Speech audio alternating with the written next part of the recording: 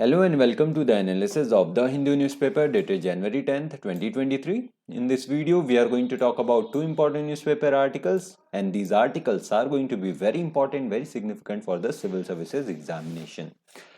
So with this, let's now head to the first important newspaper article. Now, this particular newspaper article talks about Brazil and the riots going on at this particular point of time. Now, these riots have largely been curtailed, they have been stopped, but what implies is that this particular mob believes that the elections which happened earlier on in 2022 were tampered with, right? So this particular article becomes important because we have GS paper 2, that is the effect of policies and politics of developed and developing countries on India's interest and Indian diaspora. In this context of this particular rights, we will also discuss the Brazil and India relations. Let's now understand what are these rights about, right? So now the context of this particular newspaper article is that Brazilian authorities vowed on Monday to protect democracy and punish the thousands of supporters of ex-president Jair Bolsonaro, who stormed and trashed the nation's highest seats of power in chaos, with striking similarities to the January 6th, 2021 insurrection at the capital, US capital, right? 2 years back, we have seen that in US, this particular event also happened when the supporters of Donald Trump basically attacked the US capital. They vandalized the US capital. Now this kind of similar incidents is happening in Brazil, where a new president is elected, but the ex-president, who is Jair Bolsonaro, his supporters are basically stormed and trashed all of the high offices like the Supreme Court, Congress, and all of the other authority seats of power, right? So now the protesters stormed into the Congress, the Supreme Court, and the Presidential Palace on Sunday, and many have said they want the Brazilian army to restore the far-right Bolsonaro to power and oust the newly inaugurated leftist Luiz Inácio Lula da Silva.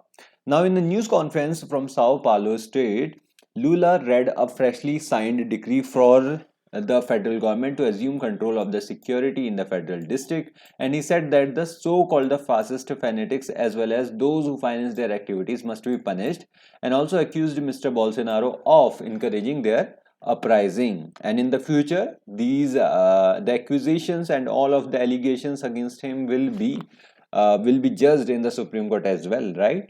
Now the police were noticeably slow to react, and even after arrival of more than 100 buses, they could not figure out that these protesters were leading to some kind of vandalization like the Capitol Hill. Now US President Joe Biden, Mexican President Andre Manuel Lopez Obrador, and Canadian Prime Minister Justin Trudeau jointly said on Monday that the Canada, Mexico, and United States condemned the January 8 attacks on the Brazil's democracy and on the peaceful transfer of power.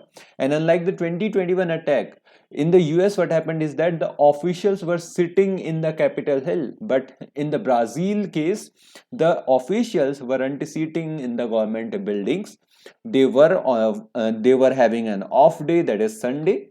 Now all the videos showed limited presence of the Capitol military police, right? Which points out towards the fact that whether police was also involved in this case, we don't know. We are no one to comment upon the politics of the other countries, but this is what we know at this particular point of time. Now these are some of the major pointers regarding this particular happening, but these major pointers are not very important for the examination. What's important is the relations of India and Brazil in this context. Now India and Brazil share many kind of relations, for example the history, geography, economy, polity, culture, and defense, right? Now geography is not important because these particular countries are in the other continents. The Brazil is in the South America, and India is in the Asian continent, and that is why geography doesn't become very important, but all the other parts apart from it, that is the history, economy, polity, culture, and defense, becomes important. And one by one we will analyze the history, economy, polity, culture, and defense of all of these relations, right?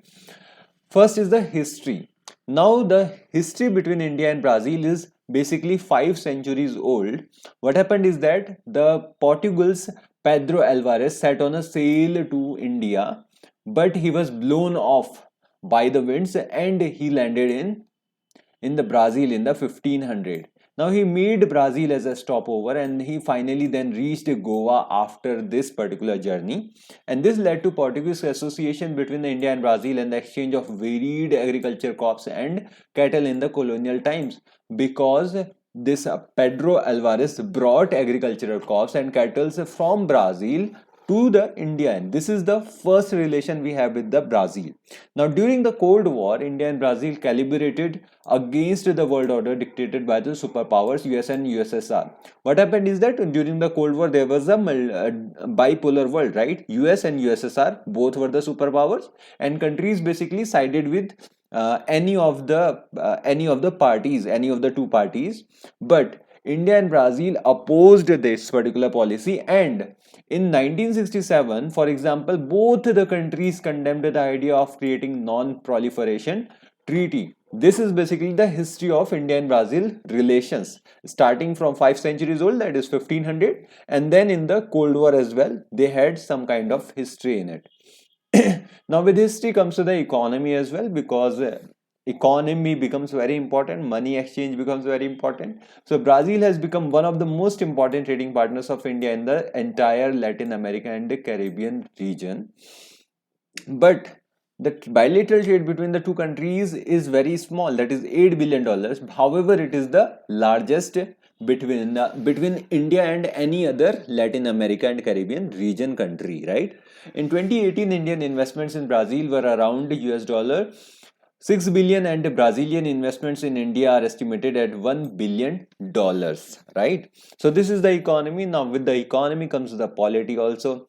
Now the strategic partnership was established in 2006 between the Brazil and India, and this particular relationship has been deepened with the two countries coming closely within the BRICS, IPSA, G4, G20 and wider multilateral context of the United Nations. And Brazil and India jointly, along with Germany and Japan, also pursued jointly aspirations of permanent seats in the United Nations Security Council. They both want that they should get into the United Nations Security Council, and they have been working towards a multipolar world where large developing countries can frame global rules and democratize international institutions. And apart from it, both countries played a pivotal role as leaders of the Global South or South-South cooperation. And the Brazilian foreign policy of reciprocal multilateralism is somewhat aligned with the India's policy of the strategic autonomy. Now, basically, what is reciprocal multilateralism, which is followed in Brazilian foreign policy? It's basically the rules of multilateral order should benefit all nations, not being dictated by the superpowers for their benefit. And this aligns with strategic autonomy of India, which is the foreign policy of India. Now strategic autonomy denotes that the ability of the state to pursue its national interest, right? We need to pursue our own national interest. This is our foreign policy, and and we should adopt a foreign policy without being constrained in any manner by other states. This is the strategic autonomy. If you see the essence of these two particular foreign policies, that is of Brazil and as well as India, they both point towards a multipolar world, right?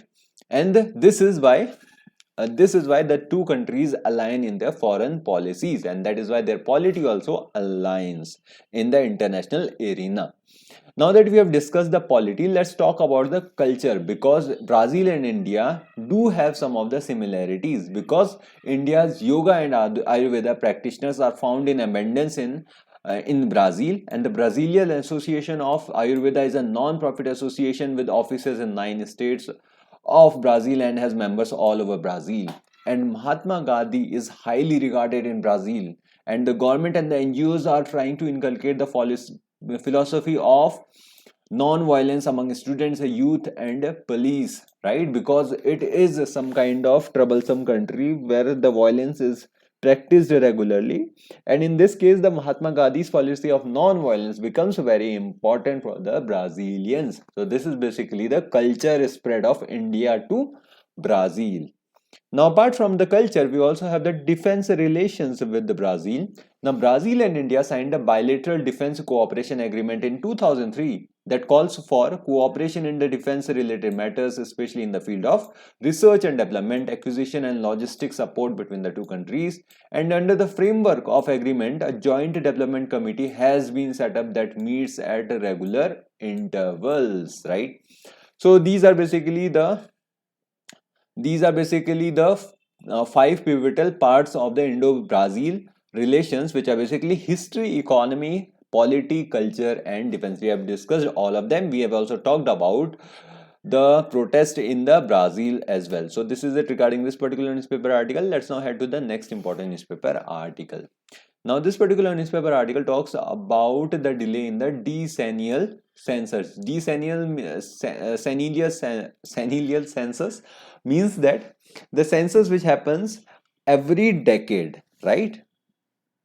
So India conducts a census on a population census every decade, and this time this has been delayed, and this is not the first delay, this is the second delay which is happening. Now these kinds of articles which are regarding the census becomes important for the GS paper 2, that is important aspects of governance and for government policies and interventions for development in various sectors and issues arising out of their design and implementation, right?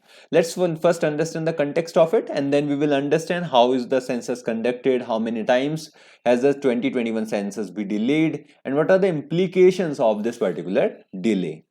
Now this particular census, that is the decennial census of 2021, has been pushed forward yet again and is unlikely to start till September 2023 at least, and this is the second time it is happening. And the additional Registrar General of India communicated to the states on January 2 without specifying the reason. So the reason wasn't specified why this particular delay is happening, but he informed that the date of freezing of administrative boundaries has been extended till June 30. Now the census can only begin 3 months after the boundaries have been frozen, and the completion of the census in its phases takes place at least 11 months. Now after the 3 months freezing of the administrative boundaries, then only the elections, then only the census is going to be happen. But in 2024 we are going to have an election, right? And during the election phase, how can the census prosper?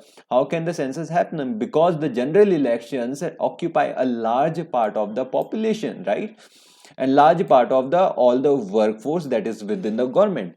And it is highly unlikely that highly likely that the population census is going to be carried out in 2024, and there is going to be further circulation of the news regarding the fact that the census is pushed yet again, right? So this is the context of this particular newspaper article. Let's now understand what is population census. So population census is basically the total process of first the collecting the information regarding the population, then we have compiled the data, then we will analyze and disseminate your demographic, economic and social data pertaining at a specific time of all persons in the country or a well-defined part of a country.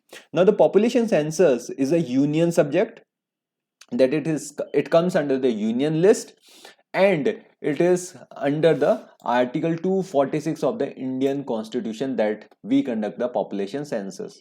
Now it is listed as the serial number 69 of the 7th schedule of the Constitution. Now census is conducted under the provisions of the Census Act, that is 1948. Census Act 1948 leads to the population census, right? And under this act, the information collected during the population census is considered confidential and is not even accessible to the courts of the law. The law specifies penalties for both public and census officials for non-compliance of the violation of any provision of the act. Any kind of demographic, economic and social data, if that is made public, then this will lead to the violation of the Census Act 1948, right? And you will be punished in the court, right? So this is it regarding the population census. Now the population census, you can see the data regarding it in this particular graph, right? So it shows how the population has been changing. For example, in the 2001 the population was this, and then it led to this particular population, right? So this is in the millions. And now let's talk about the other aspect of it, how is the census conducted? Now, India's first proper or synchronous census, one which begins on the same day or the year across regions of the country, was carried out in 1881 by the colonial administration and has since happened every 10 years. Every 10 years, the census is happening, except the one that was supposed to be carried out in 2021 because of the obvious reasons, that is the pandemic. Now, the decennial census is carried out by the lakhs of enumerators impaneled and trained by the government in two phases. In the first phase, we get the housing census, where data on housing conditions, household amenities, and assets possessed by the households are collected. And in the second phase, we actually talk about the data on the population, education, religion, economic activities, scheduled caste and scheduled tribes, and these particular data is collected in the second phase. In the first phase, the housing census, and then in the second phase, the collection of data on population, education, religion, economic activity, and SC and ST numbers are done in the second phase, right? Now, how many times has the 2021 census been delayed? So the census is still conducted under the Census Act of 1948, which predates the Constitution. But it is to be kept in mind that this particular Census Act of 1948 does not specify any date in which the government needs to conduct this particular census. Now, the center's intent to conduct the 2021 census was notified in the Gazette of India on 28th March in 2019, and the freeze of the boundaries or the administrative boundaries was to be effective from January 1, 2020 to March 31, 2021, before the COVID pandemic. But this didn't happen. This didn't happen because of the COVID-19 pandemic. And on December 14, 2022, the Minister of State for Home, Nityanand Rai, informed the Rajya Sabha due to the outbreak of the COVID-19 pandemic, the Census 2021 and the related field activities have been postponed until the further orders. And apart from it, according to the UN statistics, multiple countries has delayed their census exercises due to the pandemic, but many of them like the US, UK, China and the Bangladesh have completed the count by now. In India, why it is not happening, we don't know. We have not got any kind of details from the Registrar General of India or the Additional Registrar General of India, right? But what are the implications of this delay of the census? So basically, the census talks about the data regarding the all of the population, religion. It talks about many of the other aspects. It talks about the well-being of the individuals. So the census data is crucial for various administrative functions, welfare schemes, and other surveys. And the Finance Commission also allocates funds to the states on the basis of census figures. And any delay could put them in the disadvantage, right? And besides, outdated census information available from the last census in 2011 often becomes unreliable and affects those who do not receive the benefits of the welfare schemes. For example, as per the NFSA Act, which provides basically the food grains to the population which cannot afford it. Now, 75% of the rural population and 50% of the urban population, which totals around 67% of the country population, are entitled to receive subsidized food grains from the government under the targeted public distribution system. But according to the 2011 census, India's population was about 121 crore.